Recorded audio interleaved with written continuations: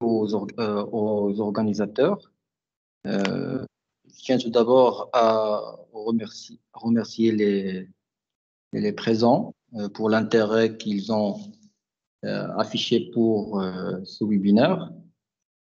Je remercie également les membres de l'association ou bien l'ANPI pour les efforts fournis afin de réussir ces webinaires, dont l'objectif non seulement la préparation aux examens d'aptitude professionnelle, mais également le partage et l'échange entre nous, professeurs et inspecteurs d'informatique. Chose qui est très, très intéressante. Alors, mon intervention sera autour de la situation problème, qui est par l'occasion ne sera pas si longue. Et donc, on va voir les éléments qui constituent une situation problème et on va illustrer ou bien on va mettre en œuvre une situation illustrée par un exemple tiré du programme d'informatique au tronc commun.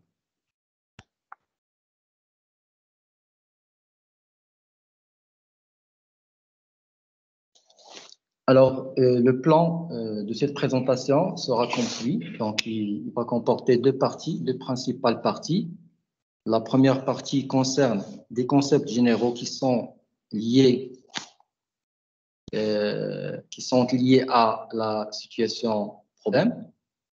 Et puis, comme nous l'avons évoqué précédemment, donc on va voir un exemple concret tiré du programme d'informatique au tronc commun.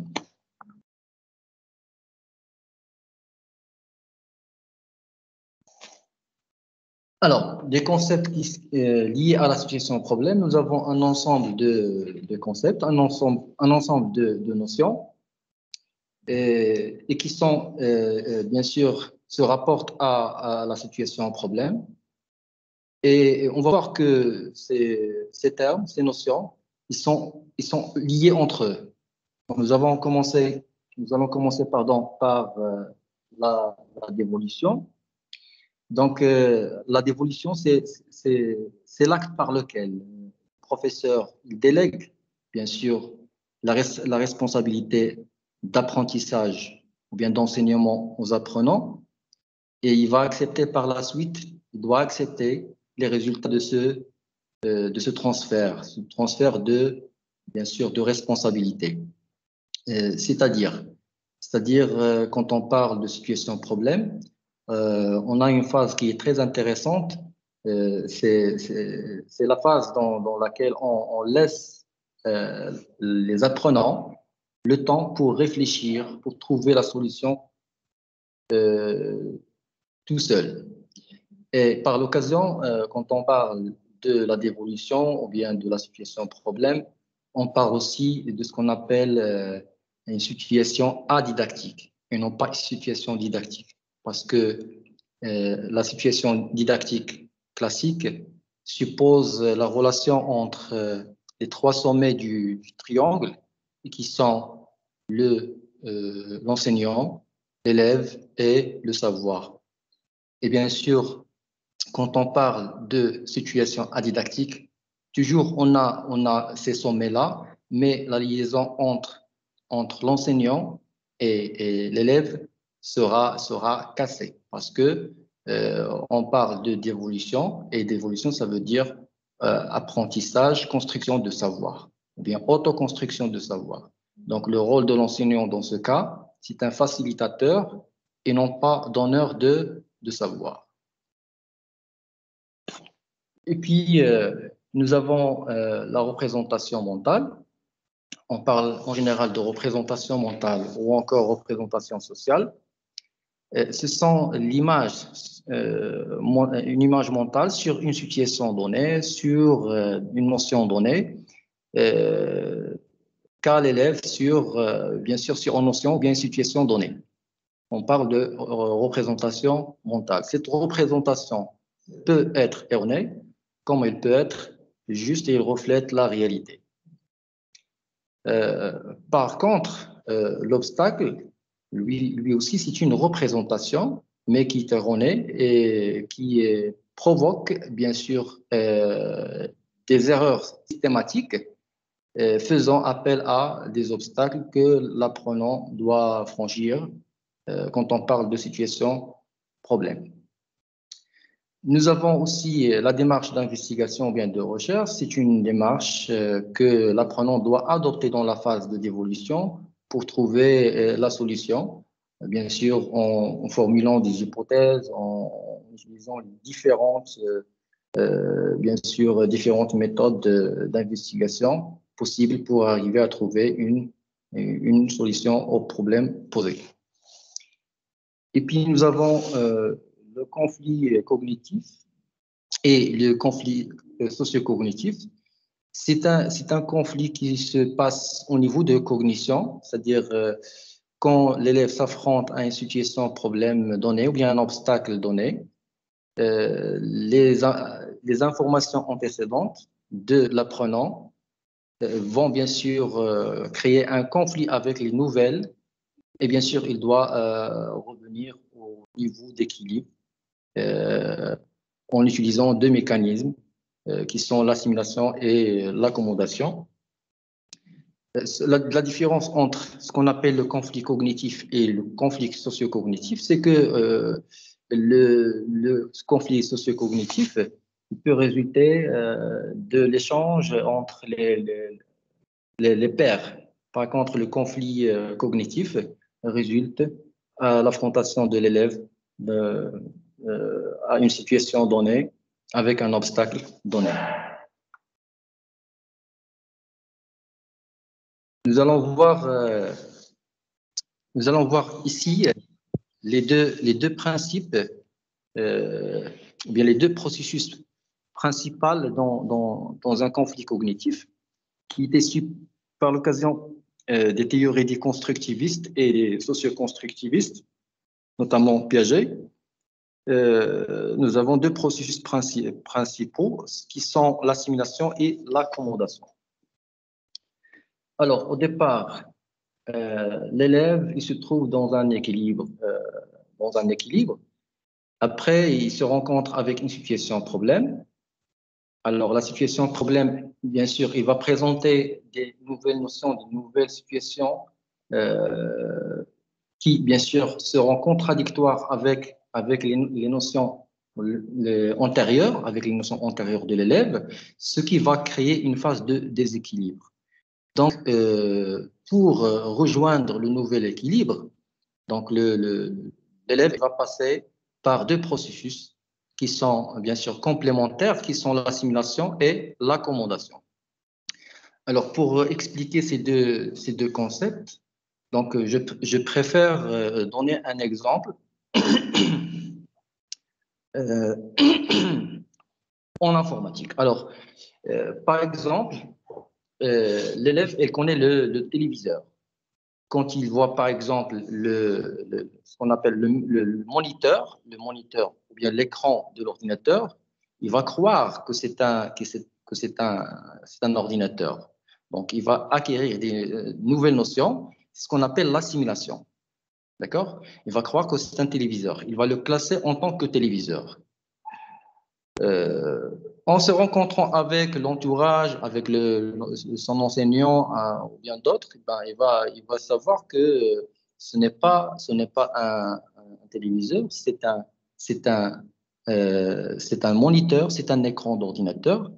Et donc, il doit ajuster l'information, bien sûr, emmagasinée en tant que écran d'ordinateur.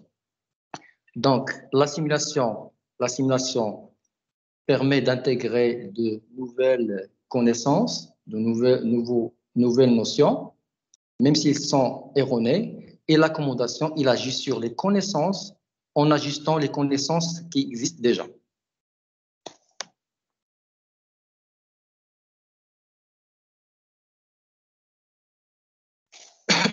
Alors, dans la littérature, vous allez trouver plusieurs définitions de situation problème.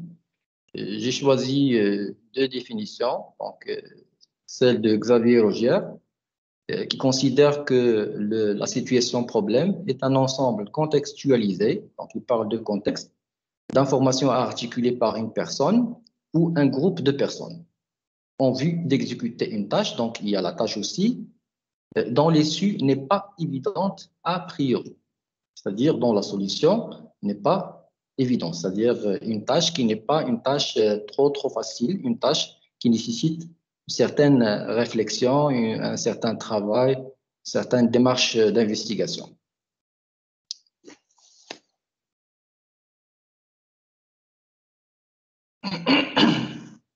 Alors, pour Philippe Mayeux, la situation problème, il considère trois éléments principaux ou bien trois systèmes. Donc, le système ressources, système contrainte et la tâche. Alors, la tâche ne peut être menée à bien que si l'on surmonte un obstacle. Donc, on parle ici de l'obstacle qui constitue le véritable objectif d'acquisition du formateur. Donc, on parle aussi de ce qu'on appelle l'objectif obstacle. Grâce à l'existence d'un système de contraintes, le sujet ne peut mener à bien le projet ou bien la tâche sans affronter l'obstacle. Donc, si vous voulez dire, le système de contraintes, il va guider l'apprenant à franchir l'obstacle. Donc, c'est un système qui permet d'acheminer l'apprenant vers l'obstacle. Et puis, il y a le système de ressources. Ce sont, si vous voulez dire, les aides didactiques. Le papier, le crayon, le dictionnaire, l'ordinateur, les images, tout ce qui peut aider l'apprenant à, bien sûr, à résoudre le problème et à surmonter ou bien à franchir l'obstacle.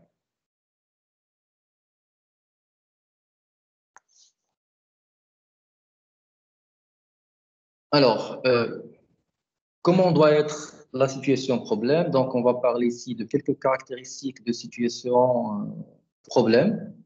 Donc, la situation doit offrir une résistance suffisante, c'est-à-dire, il ne doit pas être si facile, on a déjà dit ça, il ne doit pas être une situation banale, sinon, déjà une situation qui est très facile, donc, la situation. C'est-à-dire, les apprenants, la situation, c'est-à-dire, la réponse dès le départ, et donc, vous n'allez pas, vous ne pouvez pas aller plus loin. Aussi, la situation problème n'étant pas une situation à caractère problématique. Donc, comme on a dit, il ne doit pas être si facile, il ne doit pas être aussi on va dire, si compliqué. Mais bien sûr, il doit être, on va dire, complexe. يعني تكون مركبة ولكن ماشي معقدة la situation. تكون مركبة ولكن ماشي معقدة. Mais quand j'ai un caractère problématique, c'est-à-dire une situation que l'apprenant, bien sûr, il va se trouver, bien sûr, perdu. Alors, ces deux premières caractéristiques, ça veut dire présenter une résistance ou bien offrir une résistance suffisante, il ne doit pas être à caractère problématique. Alors là, pour avoir, c'est-à-dire ces deux caractéristiques, on peut jouer sur ce qu'on appelle la variable didactique. Donc, on peut bien sûr prévoir une variable didactique sur laquelle on peut jouer. Donc, c'est quoi une variable didactique? C'est une variable dans la situation qui permet de faire de la situation problème proposé aux apprenants plusieurs variantes en jouant sur un paramètre qui est la variable didactique, soit pour bien sûr faciliter la situation, si les apprenants trouvent que la situation elle est difficile, soit pour la rendre plus difficile, c'est la situation ne présente pas une résistance suffisante pour les apprenants. Alors, il doit présenter un véritable défi aux apprenants, Et donc, pour qu'il présente un défi aux apprenants, il doit être motivant, il doit être tiré de leur contexte et bien sûr, ne doit pas être trop facile comme on a déjà dit. Alors, la validation de la solution n'est pas la responsabilité du professeur. Alors, la validation, pardon, de la solution n'est pas apportée de façon externe par l'enseignant. C'est-à-dire, c'est aux apprenants de valider leur solution.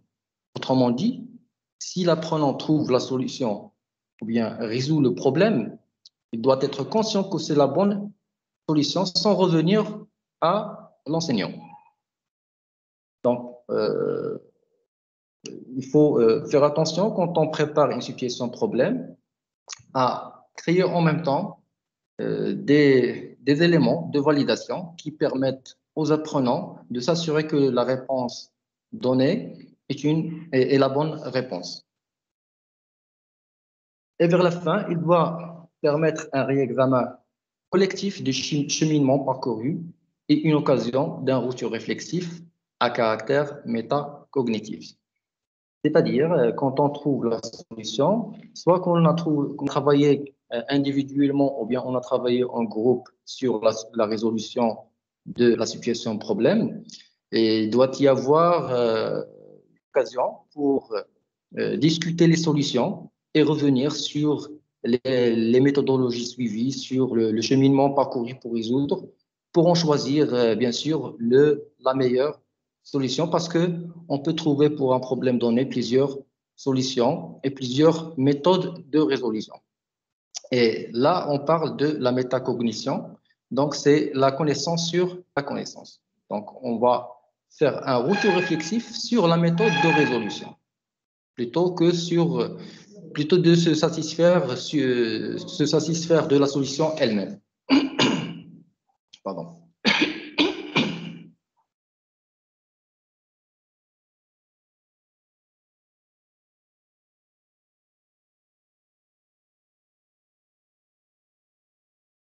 Alors, comment mettre en œuvre une situation problème?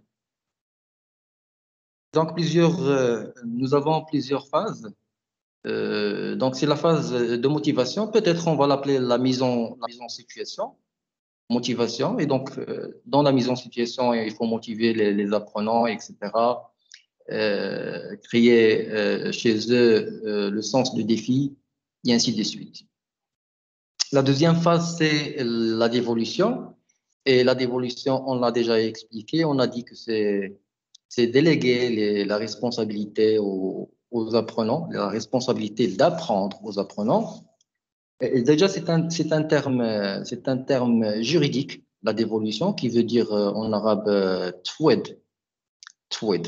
Donc, la dévolution, la tâche d'apprentissage, ou bien la responsabilité d'apprentissage aux apprenants. C'est-à-dire l'enseignant, juste un facilitateur d'apprentissage. Alors, la dévolution, donc, automatiquement, si on délègue ou bien on dévolue la responsabilité d'apprentissage aux apprenants, c'est qu'ils doivent s'investir dans la recherche, donc c'est la phase d'investigation. Et puis vient après la phase de validation, c'est la responsabilité aussi ou bien de l'apprenant, ou bien doit être la responsabilité de l'apprenant. La conclusion, c'est les apprenants avec l'enseignant. La généralisation ou bien l'institutionnalisation, pardon, c'est la responsabilité également de l'enseignant avec les apprenants. Et puis, vers la fin, l'évaluation-décision, donc avec une situation problème, de même famille que la situation de départ. Donc, on va voir élément par élément. Alors, toute situation doit être motivante pour tous les élèves. Donc, ou bien au maximum, au minimum pour un grand nombre d'élèves dans la classe. Donc, pour qu'elle soit motivante, à mon avis, il faut choisir un bon contexte. Un contexte bien sûr, qui est proche de l'environnement des apprenants. Il doit présenter une résistance suffisante pour que les apprenants les approprient et bien sûr s'engagent et se lancent dans le défi de résolution. Donc toujours, alors la dévolution, chaque élève doit s'approprier le problème posé et se lancer un défi pour le résoudre. Donc تولي المشكل ديالو donc تيتبنى المشكل donc le problème et devient le sien. Il est nécessaire que la classe verbalise collectivement la problématique pour s'assurer que chacun a bien compris et s'approprie le même problème. Donc, il a l'enseignant avant bien sûr, avant la phase, c'est-à-dire avant la phase de dévolution. Avant la phase de dévolution, l'apprenant il pose la question pour s'assurer est-ce que tous les apprenants ils ont bien compris le problème. Est-ce qu'ils ont عندهم نفس الهم ديال المشكل واش تيتبناو نفس المشكل. Alors la dévolution donc la dévolution est l'acte par lequel l'enseignant fait accepter à l'élève la responsabilité d'une situation d'apprentissage ou d'un problème et accepte lui-même les conséquences de ce transfert. C'est-à-dire كتعطيه la responsabilité باش يحل المشكل غير هو ماشي كنعطيه وكنخليه bien sûr ماشي كتعطيه تديليغي la responsabilité de résolution du problème ou bien d'apprentissage ou كتمشي تخليه. Non, l'enseignant il est toujours là, il est là pour aider les apprenants en difficulté, il est là pour faire comprendre le problème le maximum possible, mais il ne doit pas intervenir dans la résolution, c'est-à-dire il ne doit pas donner une solution prête.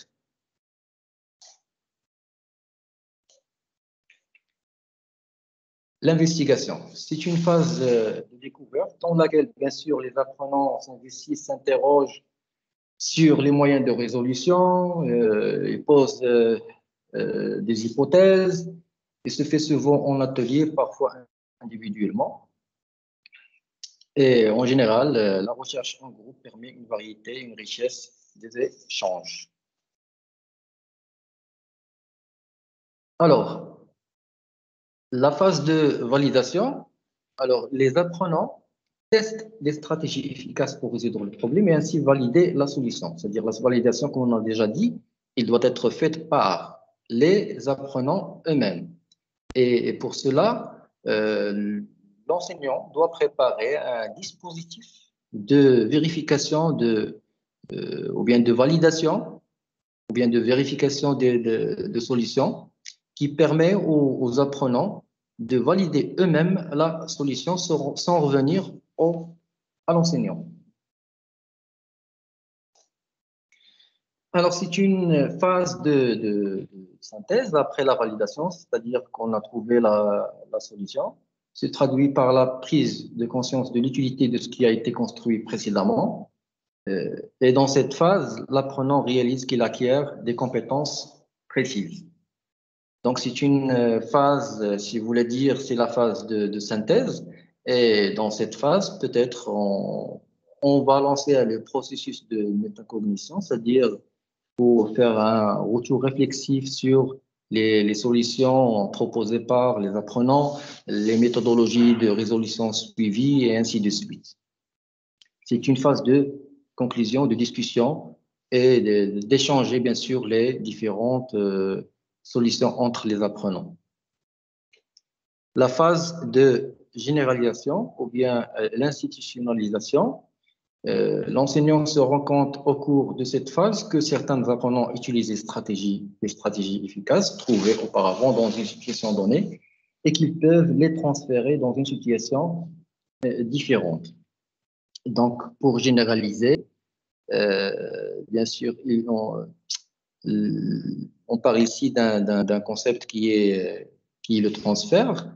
Et puis, le transfert, c'est que les apprenants quand l'apprenant il utilise une stratégie donnée, une stratégie efficace qu'il a utilisée auparavant dans d'autres situations qui sont différentes à celles euh, présentées ou bien à celles actuelles.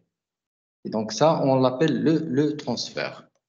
Alors pour la généralisation, ou bien l'institutionnalisation, c'est que l'enseignant essaye de faire une généralisation de ce qu'on a acquis euh, durant, durant les phases précédentes.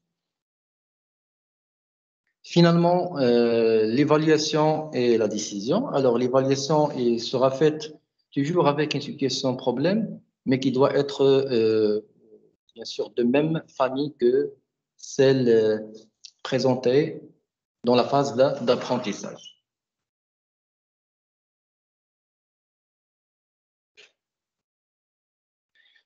Alors, on est arrivé à la mise en œuvre. Et, comme j'ai déjà dit, j'ai choisi un exemple tiré du programme du tronc commun. Et ça concerne, bien sûr, la première, si vous voulez dire, la première séquence dans l'algorithmique programmation. Et c'est la notion d'algorithme et les caractéristiques d'un algorithme. Donc, pour vous mettre dans le bain, donc, il s'agit ici de la compétence adopter la démarche algorithmique pour résoudre un problème donné. La capacité visée, c'est d'écrire un traitement quelconque sous forme d'une suite d'actions élémentaires, effectives, finies et précises. C'est ce qu'on cherche. Les savoirs associés, ce sont les caractéristiques d'algorithme, et puis actions et actions élémentaires. Les prérequis sont les données et le traitement.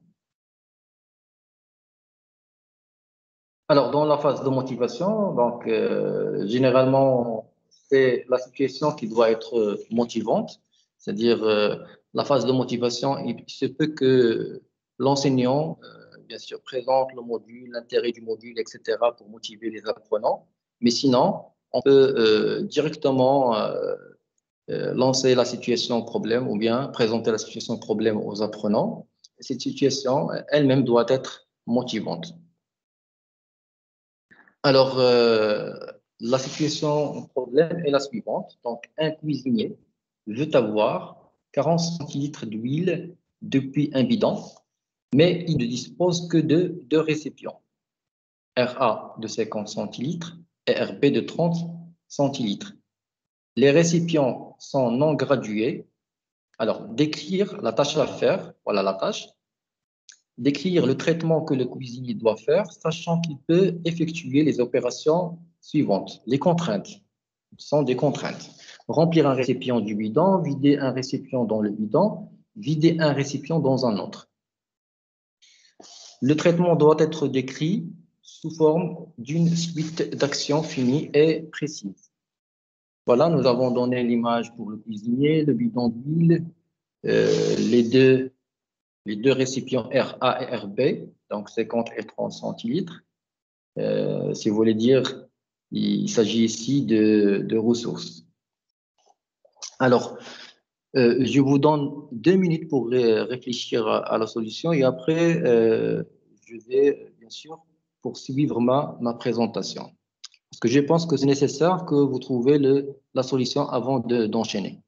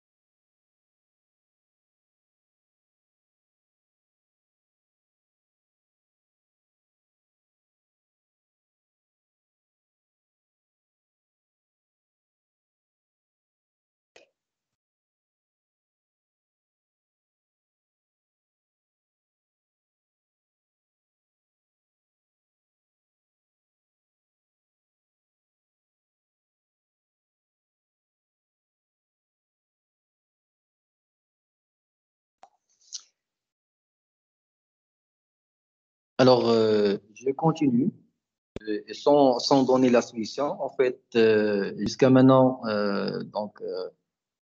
j'ai trouvé deux solutions, c'est-à-dire au départ, كنت عارف غير solution وحدة, mais bien sûr, les enseignants, etc., on est arrivé à trouver une autre solution. Donc, jusqu'à maintenant, il y a au moins deux solutions pour ce problème. Donc, je poursuis ma présentation. Alors, dans la phase d'investigation, les élèves, ils peuvent vous donner des propositions. Donc, nous, en tant qu'enseignants, on doit euh, bien sûr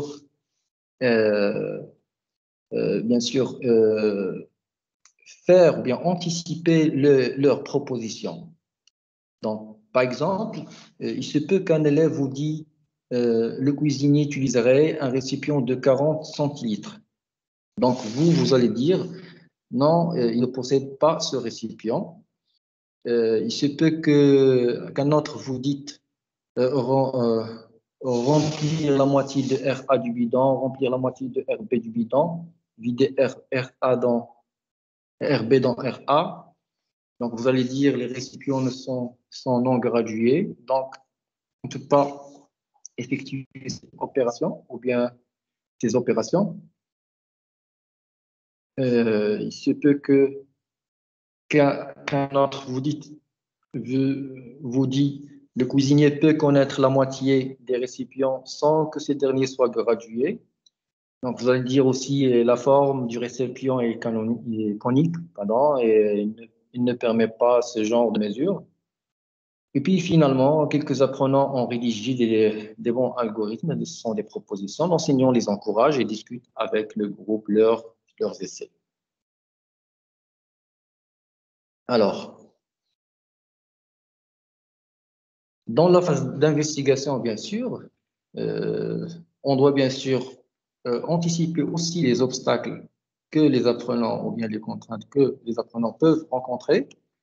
Et puis, il faut trouver le remède convenable.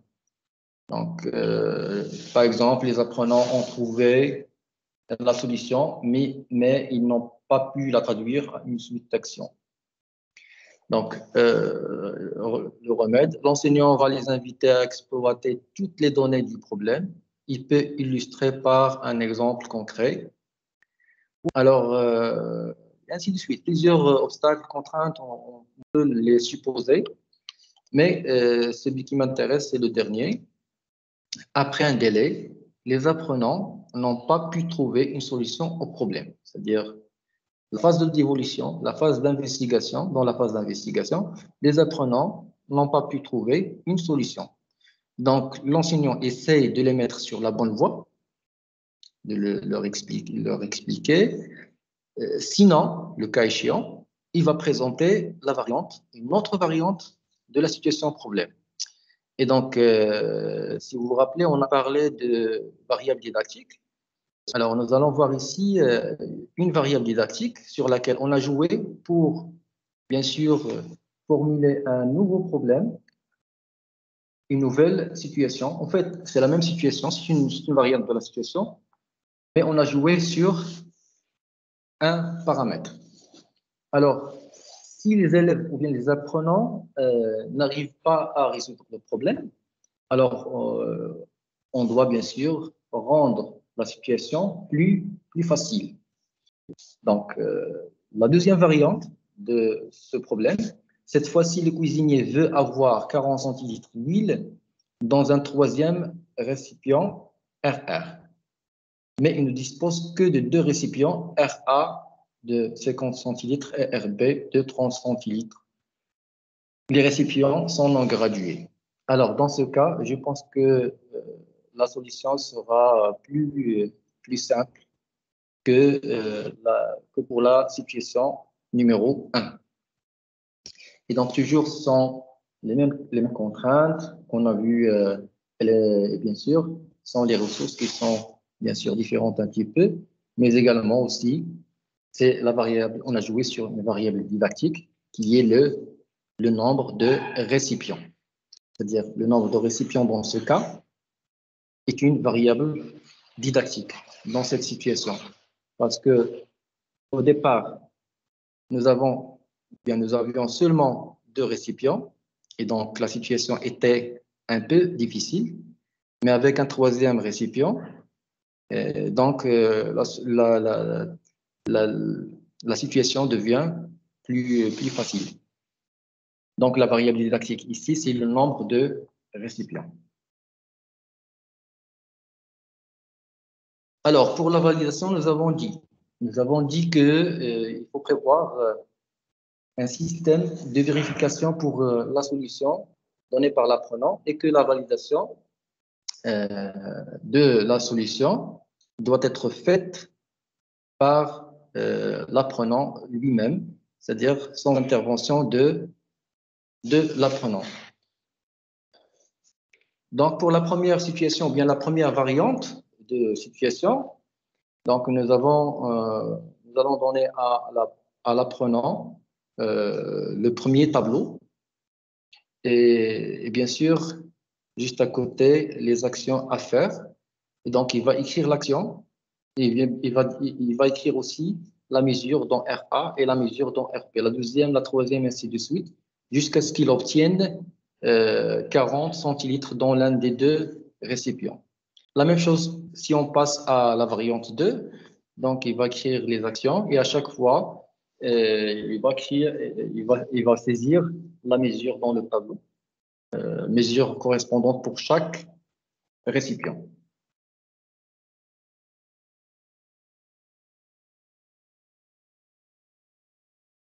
Alors, la conclusion, généralisation, donc, après avoir résolu le problème, l'enseignant dégage les savoirs associés, les caractéristiques d'un algorithme, et l'action, la généralisation, qu'est-ce qu'un algorithme?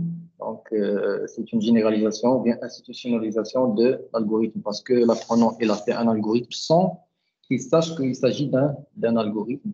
Donc, quand on lui dit que c'est un algorithme, ce que vous avez fait, c'est un algorithme, donc il faut généraliser et institutionnaliser et dire que l'algorithme, c'est l'ensemble des actions élémentaires et ainsi de suite. Puis, les traces, si vous voulez.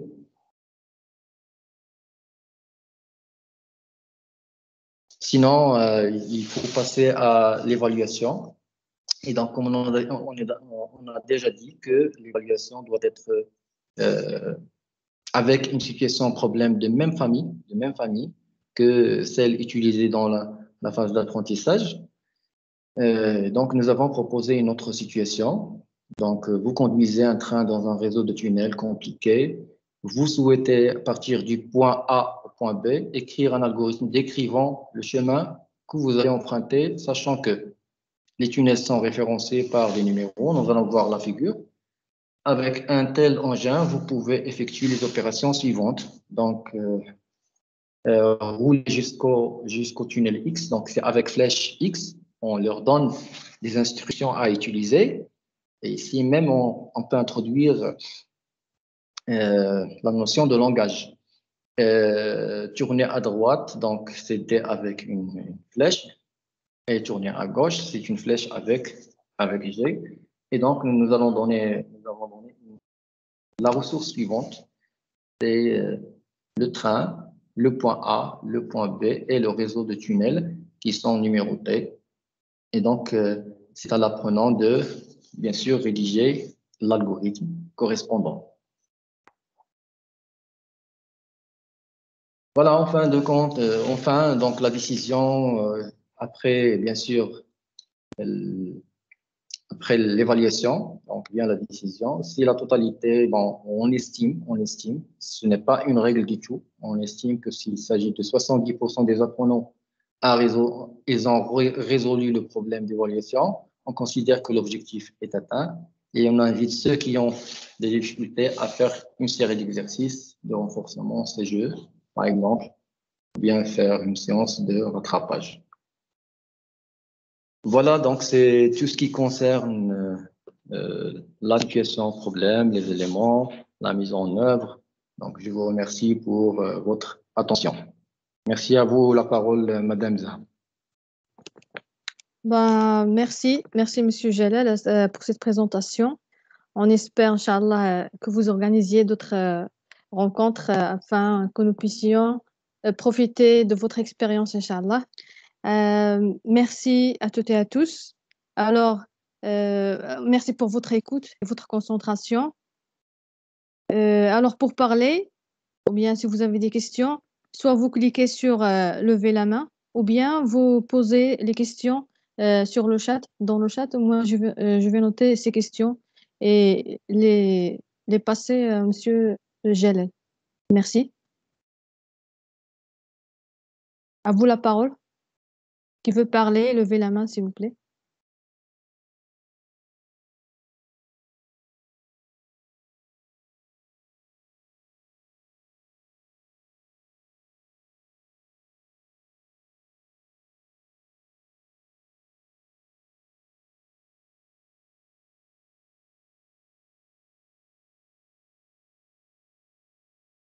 في انتظار الأسئلة ديالكم الأساتذة والأستاذات.